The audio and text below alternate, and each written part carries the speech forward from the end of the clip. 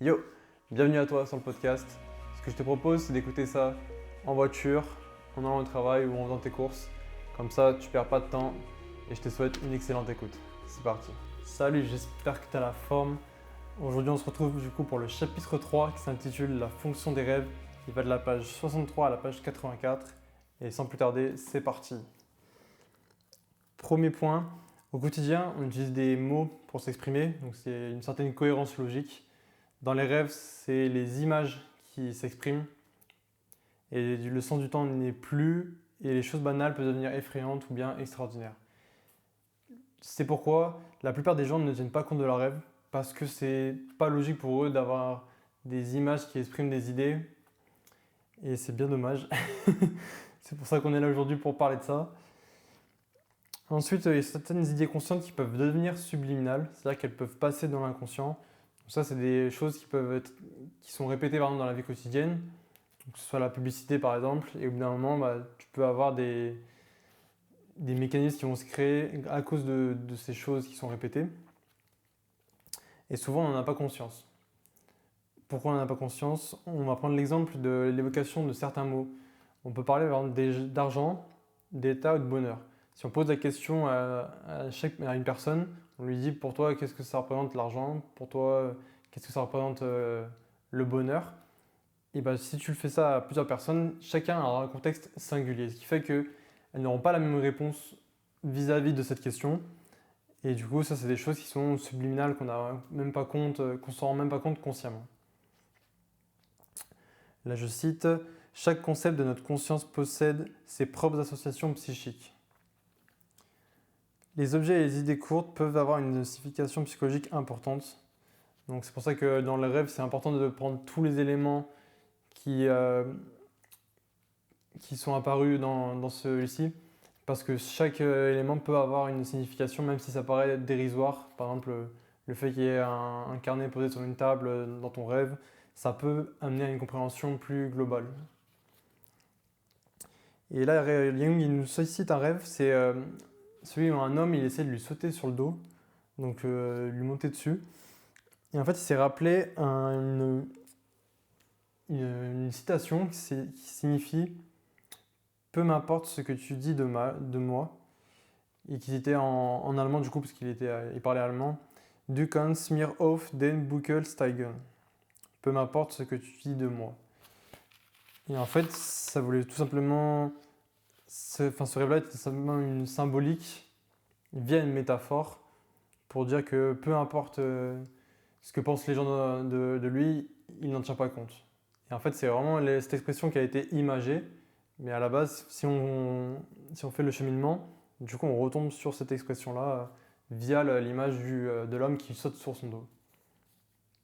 Et c'est pour ça que c'est une difficulté pour nous de saisir le contenu affectif du langage imagé, c'est que ça amène à une réflexion. Il faut creuser pour pouvoir comprendre pourquoi on a rêvé de ça et quelle est la signification derrière que notre subconscient essaie de nous faire passer.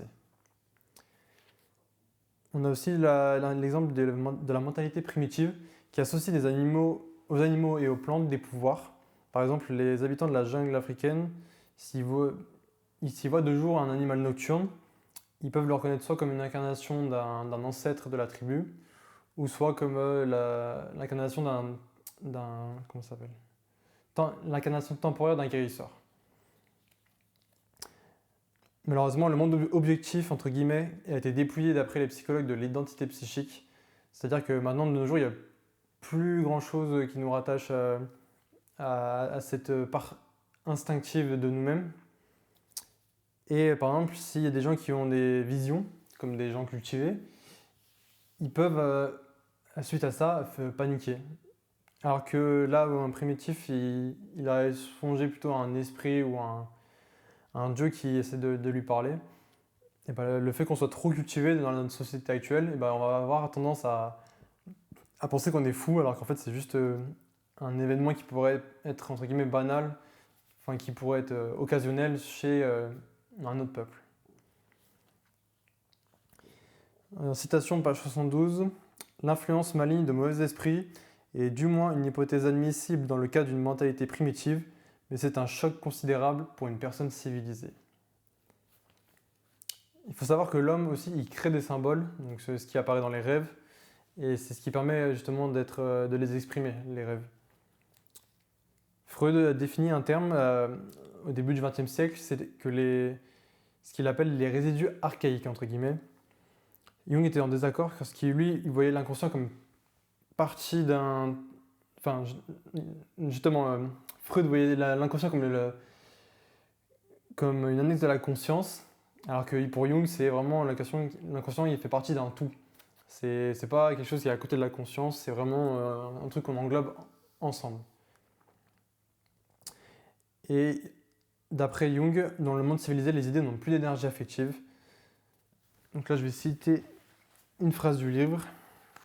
Il faut davantage pour faire pénétrer en nous certaines choses assez efficacement pour nous amener à modifier une attitude ou un comportement. Et c'est ce qui se passe dans le langage onirique. Son symbolisme a tant d'énergie psychique que nous sommes obligés d'y prêter attention. Donc c'est pour ça qu'il faut vraiment apprendre à interpréter les images qu'on reçoit dans nos rêves, à les noter, quitte à aller voir après des psychothérapeutes qui sont spécialisés dans l'analyse, que ce soit jungienne ou freudienne, selon le courant de pensée que vous préférez. Parce qu'il y a vraiment des choses intéressantes à apprendre sur soi-même et sur le monde qui nous entoure via les rêves.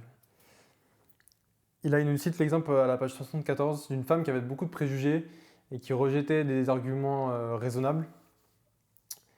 Et en fait, elle a fait une nuit un rêve où elle assistait à une importante réunion mondaine.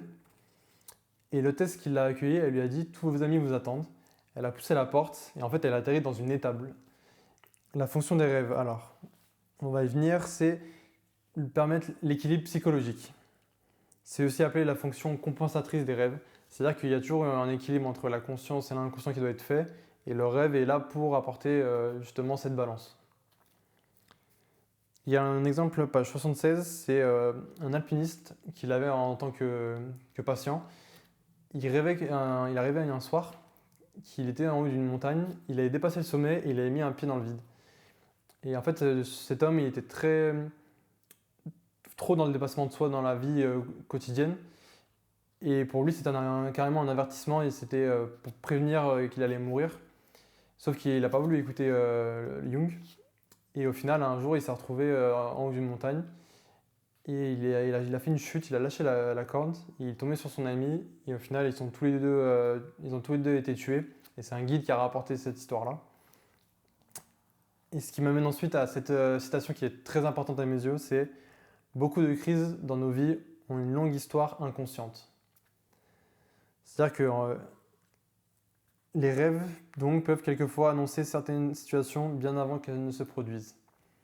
Donc c'est vraiment la preuve que c'est là pour compenser. Si les gens sont trop dans une extrême dans leur vie consciente, les rêves sont là pour leur indiquer clairement qu'il y a un souci, qu'il faut modérer leur comportement. Alors des fois c'est pris en compte, des fois c'est pas pris en compte. C'est pour ça que c'est important de noter ses rêves à mes yeux et de faire en sorte de les analyser. Alors il faut savoir que ce n'est pas toujours des mises en garde, ça peut être aussi un sens détourné. Par exemple, on a l'oracle de Delphès qui avait dit au roi Crésus que s'il traversait le Halice, il allait détruire un grand royaume. Et sauf qu'il ne s'est pas posé de questions plus que ça. Et en fait, le grand royaume, ça représentait son royaume à lui. Donc du coup, l'esprit, c'est comme un murmure de la nature. Ça peut être à la fois cruel et à la fois bon.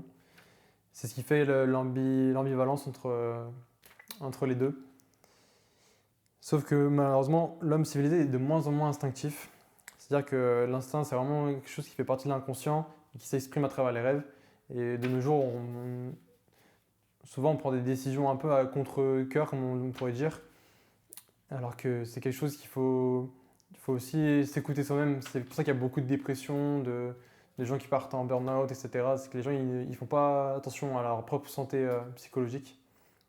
Ce qui nous amène au fait que si l'inconscient il est coupé du conscient, ou l'inverse, l'un ou l'autre, alors la conséquence, ce sera des troubles psychologiques. Ensuite, la compréhension des rêves, elle est souvent considérée comme superflue de nos jours. Ça, c'est pas... Je pense que tu avais compris. Et l'exemple le plus flagrant, c'est que dans la page 80, il y a une tribu de l'Afrique orientale qui écoutait toujours leur chef, qui en fait il faisait des rêves pour l'avenir de la tribu, pour savoir comment diriger la tribu, vers où la diriger. Sauf que les Britanniques ils sont arrivés pour les coloniser au 19e siècle et ils ont perdu la foi en leurs propres rêves, c'est-à-dire qu'en fait ils niaient qu'ils faisaient des rêves, alors qu'en fait ils faisaient bien des rêves, mais ils ne voulaient plus accorder autant d'importance qu'avant. Et en final, ils se sont persuadés, comme le moderne, que leur rêve n'avait pas de sens. Mais il faut savoir que les rêves qu'on fait, ils peuvent influencer notre humeur, même si on ne s'en rappelle plus au réveil. Par exemple, grâce à l'effet de la subliminale. Ils sont souvent saisis subliminalement, ce qui fait qu'on n'a pas souvent la même humeur le matin, par exemple, qu'on se réveille, même si on ne se rappelle pas de notre rêve, parce que ça peut influencer aussi énormément de notre vie consciente. Enfin, un point très important, c'est ne pas faire d'analyse incompétente pour des personnes qui sont déséquilibrées mentalement.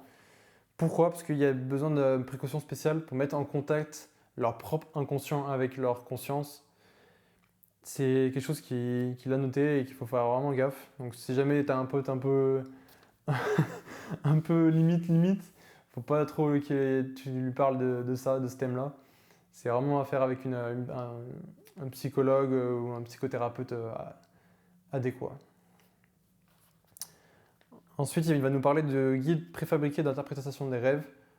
Lui, il n'y croit pas du tout. Tout simplement parce que c'est quelque chose qui doit être toujours rapporté à un contexte singulier. Et chaque symbole est lié à l'esprit individuel du rêveur. Comme on l'a vu dans les chapitres précédents, ça n'aura pas la même signification selon le contexte personnel de la personne s'il rêve de chuter d'un toit et par rapport à une autre personne, tout simplement. Ensuite, citation page 82. La fonction dans l'inconscient complète ou compense la conscience varie tellement d'un individu à l'autre qu'il est impossible d'établir dans quelle mesure on peut classifier les rêves et leurs symboles. Cependant, il y a une exception qui confirme la règle, c'est qu'il y a des symboles ou appelés motifs récurrents. Ça peut être la chute, le vol ou la poursuite. Et du coup, c'est une signification qui peut être globalement toujours la même, mais qu'il faudra quand même adapter au contexte du rêve. Et enfin, on parle aussi des rêves récurrents. Donc pour lui, ça permet de compenser un défaut particulier ou un traumatisme. Donc ça, c'est vraiment les rêves où il faut accorder le plus d'importance, à mes yeux. Et il nous cite, pour terminer le chapitre, il a rêvé de sa propre maison. Donc ça symbolise sa personnalité. Et quand il était dans cette maison, il allait dans une aile qui était inconnue pour lui, qu'il ne connaissait pas du tout. Et c'était un symbole d'un nouveau champ d'intérêt. Et c'est justement à ce moment-là où il a découvert l'alchimie moyenâgeuse. Et c'est ce qui ensuite il lui a permis de faire des liens avec les rêves d'aujourd'hui. Parce qu'à l'époque, les alchimistes s'intéressaient déjà un peu à tout cet univers inconscient. Voilà, c'est tout pour moi aujourd'hui. J'espère que tu as kiffé le podcast. Si ça t'a plu, n'hésite pas à me le dire en commentaire. N'hésite pas à mettre un petit like sur la plateforme, sur Spotify, Apple Podcast. Et on se dit à la prochaine. Ciao.